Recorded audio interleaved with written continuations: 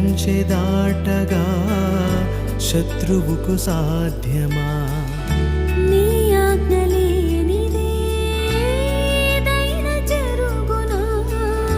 నీ కంచె దాటగా శత్రువుకు సాధ్యమా? మా దేవా నీవే మా తోడుంటే అంతే చాలును.